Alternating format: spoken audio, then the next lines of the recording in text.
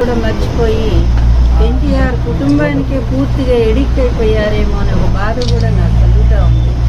నిజానికి రాష్ట్రం అంతా కూడా మరి అన్ని చోట్ల బాగా పెరుగుతూ ఉంది. ఇక్కడ ఉన్నటువంటి ఎమ్మెల్యే మాత్రం తన నియోజకవర్గ అభివృద్ధి కోసం ఆయన ఏమీ చేయకుండా ఆయన షూటింగ్స్లో ఆయన బిజీగా ఉండటం, ఎప్పుడో గడప ఒక్కసారి వచ్చి వాళ్ళకి ముఖం చూపించడం, వీలైతే కార్యకర్తలను 4 కొట్టిపోవటం, ఇది తప్ప ఈ అభ్యర్థి హిందూపూర్ అభివృద్ధి కోసం తను చేసిన పని ఒక్కటి కూడా లేదనేది నేను ప్రజలందరికీ తెలియచెప్పాలి మీ ద్వారా, ప్రెస్ ద్వారా అనే ఉద్దేశంతో ఈ ప్రెస్ మీట్ ఏర్పాటు చేయాలి. దయా దాక్షిణ్యాలు, మానవత్వం లేనటువంటి ఈ కుటుంబానికి మీరు ఓటేయటం ధర్మమా అని అడగటం కోసమే నేను ఇక్కడికి రావడం జరిగింది. దయచేసి ఒక్కసారి ఆలోచించండి హిందూపూర్ ప్రజలంతా.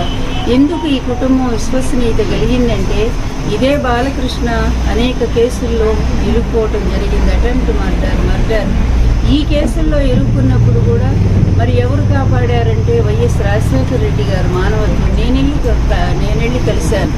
ఇది బాలకృష్ణ గారి సాక్ష్యం. వెళ్ళి కలిసి అన్న మా కుటుంబ గౌరవాన్ని కాపాడండి, మా అబ్బాయి అమాయకుడు తెలియక తప్పు చేశాడు, అందువల్ల మీరు ఈసారి అతన్ని ఎట్లయినా కాపాడినంటే పాపం మహానుభావుడు ఏం చేశాడో మనకు తెలియదు, కానీ అతను కనీసం కేసు కూడా లేకుండా చేసి మన కుటుంబాన్ని కాపాడినటువంటి కుటుంబం వాళ్ళది. మరి ఈరోజు చంద్రబాబు నాయుడు ఒక దుర్మార్గంగా నిన్ను చంపుతానంటూ జగన్మోహన్ రెడ్డి మీద మరి హత్యా ప్రయత్నం చేయించాడు. అదేవిధంగా నిన్ను చంపితే నీకు దిక్కెవరు అనే విధంగా అంత హింసాత్మకంగా అతను మాట్లాడుతూ ఉంటే అటువంటి నీచుడికి నువ్వు సపోర్ట్ ఇవ్వటం ధర్మమా?